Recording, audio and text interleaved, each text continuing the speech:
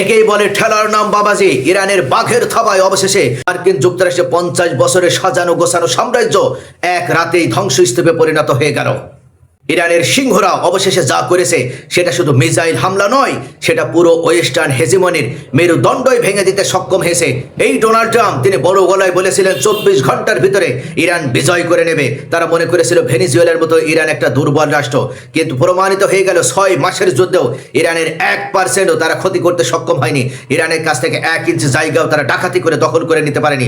অবশেষে financial Times এই ঐতিহাসিক বিশ্ববিখ্যাত পত্রিকায় আমেরিকার এই গোপন তথ্য ফাঁস করে দিল কিভাবে মধ্যপ্রাচ্যে থাকা আমেরিকার 19টা ঘাঁটির মধ্যে 14টি ঘাঁটি সম্পূর্ণভাবে ধ্বংস হয়ে গেছে এই কয়েকদিনের ইরানের হামলায়। ইরান টার্গেট করে করে মার্কিন ঘাঁটিগুলোকে সম্পূর্ণভাবে চূর্ণ বিচূর্ণ করে দিয়েছে। ইরাকের এরবিল থেকে শুরু করে জর্ডানের আল সালতি এয়ারবেস, এমনকি বাহরাইন, কুয়েত, কাতার, সংযুক্ত আরব আমিরাতে থাকা অসংখ্য এই বিমান ঘাঁটিগুলো সম্পূর্ণভাবে ব্যবহারের অকেজ হয়ে পড়েছে। এদিকে ইরানের সাহসী যোদ্ধারা, ইরানের প্রক্সি যোদ্ধারা, তারা একের পর এক হামলা করার মাধ্যমে লোহিত সাগরে সৌদি আরব, যারা আমেরিকার সব থেকে বড় দালাল, এই গাদ্দার সৌদি আরবের আরেকটা তেলবাহী ট্যাঙ্কারকে পুড়িয়ে ছাই করে দিল। এখন পর্যন্ত 24টা তেলবাহী ট্যাঙ্কার এভাবে হুতি বিদ্রোহীদের আক্রমণে সম্পূর্ণভাবে ধ্বংস হয়ে গেল। 1 ছটাক তেলও তারা রপ্তানি করতে পারছে না। হরমুজ প্রণালী আগেই বন্ধ রয়েছে, এবার বাবেল মানদেব ব্যবহার করেও তারা তাদের তেল রপ্তানি করতে পারছে না। অতএব এই ভণ্ড মুনাফেক রাষ্ট্রটিকে যতক্ষণ পর্যন্ত মেরুদণ্ডহীন করা না যাচ্ছে, ততক্ষণ পর্যন্ত মধ্যপ্রাচ্যে মুসলিম নামধারী রাষ্ট্রগুলোর ষড়যন্ত্র যাবে না ইরানের বিরুদ্ধে। আর যে কারণে ইরান এই মুহূর্তে তাদের প্রক্সি যোদ্ধাকে ব্যবহার করে বা সৌদি আরবকে চতুর্দিক থেকে ঘিরে ফেলে গলা টিপে হত্যা করার নীল নকশা বাস্তবায়ন শুরু করেছে। চলুন প্রিয় দর্শক, আজকের এই ভিডিওতে আমরা সেই ঘটনাটি শুনবো যেটা শুনলে আপনার রাত্রের ঘুম পর্যন্ত উড়ে যাবে। লন্ডন ভিত্তিক বিশ্ববিখ্যাত পত্রিকা ফিনান্সিয়াল টাইমস গতকাল যে রিপোর্ট প্রকাশ করেছে সেটা মধ্যপ্রাচ্যের ইতিহাসকেই পাল্টে দিয়েছে। তারা রিপোর্ট প্রকাশ করেছে মধ্যপ্রাচ্যে থাকা আমেরিকার যে 19টা সামরিক ঘাঁটি ছিল, এই 19টা সামরিক ঘাঁটির মধ্যে 15টি ঘাঁটি এমনভাবে ধ্বংস হয়েছে ইরানের আঘাতে, আমেরিকা সেগুলো আর রিবিল্ড পর্যন্ত করতে পারছে না। বাহরাইন, কাতার, কুয়েত, ইরাক, এমনকি সংযুক্ত আরব আমিরাত, এই 5টি দেশে আর কোনো আমেরিকার সামরিক উপস্থিতি পর্যন্ত থাকছে না। কেন? কারণ ইরানের সিংহরা এমনভাবে আঘাত করেছে যে এই ঘাঁটিগুলোর একটা ধুলো পর্যন্ত আর তারা খুঁজে পাচ্ছে না। 50 বছরের ইতিহাসে এই প্রথমবার আরব রাষ্ট্রগুলোতে আমেরিকান সৈন্যের বুটের ছাপ সম্পূর্ণভাবে মুছে গেল।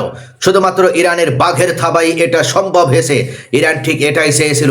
ইরানের নেতৃত্ব স্পষ্ট ভাষায় যুদ্ধের শুরুতেই উল্লেখ করেছিল, মধ্যপ্রাচ্যের কোনো দেশে আর আমেরিকান সৈন্য থাকতে পারবে না, আমরা থাকতে দেব না, আমরা সেই ব্যবস্থাই করব। আর ইরান ঠিক সেই প্রতিশ্রুতি শেষ পর্যন্ত তারা জীবন বাজি রেখে রক্ষা করেছে। ফেব্রুয়ারি 28 তারিখ থেকে শুরু করে 6 মাস ধরে ইরান একটার পর একটা আমেরিকান ঘাঁটিতে ড্রোন সোয়ার্ম অ্যাটাক চালিয়েছে, এমনকি প্রিসিশন মিসাইল হামলা চালিয়েছে।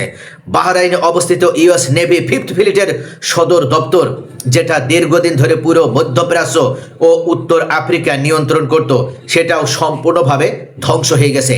এই 5th ফ্লিটে তারা আর একটা জাহাজ পর্যন্ত আর রাখতে পারছে না। কুয়েত ও বাহরাইনের অন্যান্য ঘাঁটিগুলো একইভাবে ভেঙে চুরমার হয়ে গিয়েছে। আমেরিকার কাছে আর পর্যাপ্ত ইন্টারসেপ্টর মিসাইল পর্যন্ত নেই যে তারা ইরানের আক্রমণের সামনে প্রতিরোধ ব্যবস্থা গড়ে তুলবে। তাই তারা অবশিষ্ট সেনা ও অস্ত্রশস্ত্র নিয়ে পালানো শুরু করে দিয়েছে। এখন পর্যন্ত ইসরায়েল, জর্ডান কিংবা ইউরোপেও তারা তাদের এই অবশিষ্ট সেনাগুলো সরিয়ে নিচ্ছে।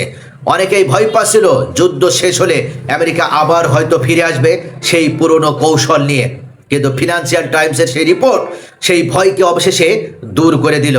ইরান যুদ্ধের প্রথম থেকে জানে আসছিল, আমরা মরতে রাজি আছি, আমরা শাহাদাত বরণ করতে রাজি আছি, কিন্তু আমাদের সাথে যারা যুদ্ধ করতে এসেছে তাদেরই কিন্তু কবরে পরিণত হয়েছে এই ইরান।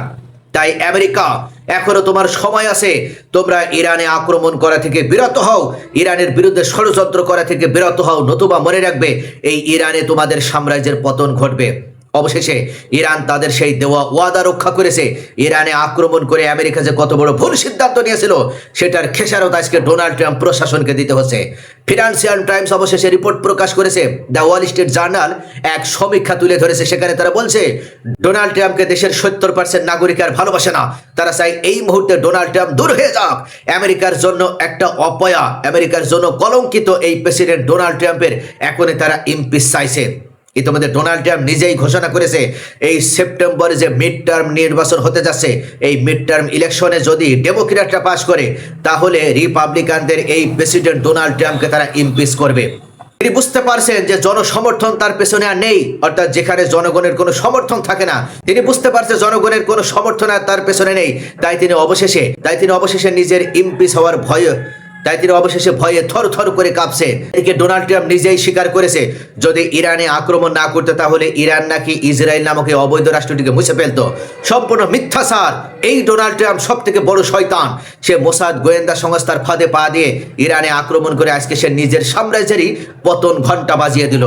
অথচ আমেরিকা মনে করেছিল ঠিক যেমন ভেনেজুয়েলাকে তারা 24 ঘন্টার ভিতরে দখল করে নিতে সক্ষম হয়েছিল, ভেনেজুয়েলার প্রেসিডেন্ট এবং তার স্ত্রীকে ঘুমন্ত অবস্থায় গ্রেপ্তার করে নিউ ইয়র্কে নিয়ে যেতে পেরেছে, সেম একইভাবে তারা ইরানের এই রেজিম ব্যবস্থার পরিবর্তন ঘটাবে। ইরানের ক্ষেপণাস্ত্র যে মিসাইল সিটি আছে সেগুলো ধ্বংস করে দিতে পারবে। ইরানের হাতে থাকা যে পারমাণবিক সক্ষমতা সেটা তারা ধ্বংস করে দেবে। এমনকি হরমুজ প্রণালী সম্পূর্ণভাবে তারা নিজেদের নিয়ন্ত্রণে নেবে। এভাবে একের পর এক ওয়াদা প্রদান করে এই আমেরিকা তার সাঙ্গপাঙ্গদের সাথে নিয়ে মধ্যপ্রাচ্যে থাকা তাদের দালাল রাষ্ট্রগুলোকে সাথে নিয়ে ইরানের বিরুদ্ধে ঝাঁপিয়ে পড়েছিল। বৃষ্টির ন্যায় বোমা নিক্ষেপ করেছে। ইরান ভালো নেই।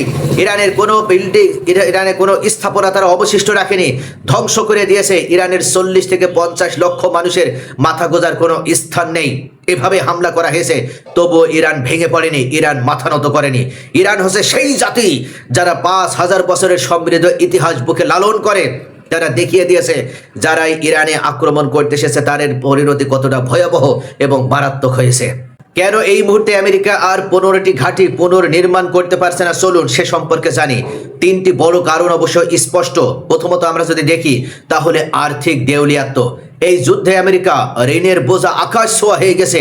বিশ্বের অনেক দেশ এখন আর সহজে ইউএস ট্রেজারি বন্ড কিনতে চায় না। এমনকি প্রত্যেক 3 মাসে তাদের 67 ট্রিলিয়ন ডলার তারা ঋণের চাপে পড়ছে। যারা এই বন্ড কিনছে তারা অত্যন্ত উচ্চ সুদের হার দাবি করছে। এমন পরিস্থিতিতে বিলিয়ন ডলার খরচ করে নতুন করে ঘাঁটি বানানো আমেরিকার পক্ষে অসম্ভব হয়ে পড়েছে। দ্বিতীয়ত সামরিক বাস্তবতা। ইরানের মিসাইলের সামনে কোনো স্থির ঘাঁটি আর নিরাপদ নেই, অর্থাৎ আমেরিকার একটি ঘাঁটিও আর এই মুহূর্তে অক্ষত নেই। আমেরিকার কাছে পর্যাপ্ত এয়ার ডিফেন্স সিস্টেমও নেই যে তারা ইরানের বিরুদ্ধে প্রতিরোধ গড়ে তুলবে। নতুন করে ইন্টারসেপ্টর তৈরি করতেও তাদের সময় ও অর্থ দুটোই লাগবে, যা এখন তাদের কাছে নেই। তাই তারা ঘাঁটিগুলো ছেড়েই ইতিমধ্যে পালানো শুরু করে দিয়েছে, অর্থাৎ বাধ্য হয়ে তারা এই মুহূর্তে পালিয়ে যাচ্ছে। তৃতীয়ত রাজনৈতিক পরিবর্তন। বাহরাইন, কুয়েত, আমিরাত যারা একসময় আমেরিকাকে সব ধরনের সুবিধা দিত, তারা এখন গোপনে ইরানের সাথে যোগাযোগ করছে। ইতিমধ্যে সংযুক্ত আরব আমিরাত 1.5 টন স্বর্ণ দিয়ে ইরানের হামলা থেকে নিজেকে রক্ষা করছে। তারা জানে আমেরিকার তাদের সিকিউরিটি আমব্রেলার নিচে রেখে নিরাপত্তা প্রদান করতে পারবে না, সুরক্ষা দিতে পারবে না।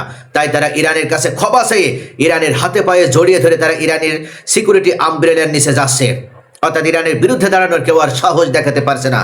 এদিকে আরব বিশ্ব এখন একত্রিত হচ্ছে। তুর্কি, সৌদি আরব এমনকি পাকিস্তানের নেতৃত্বে গড়ে উঠেছে ইসলামিক ন্যাটো। মধ্যপ্রাচ্যের দেশগুলো একে একে এই জোটে এখন পর্যন্ত যোগ দেওয়া শুরু করছে।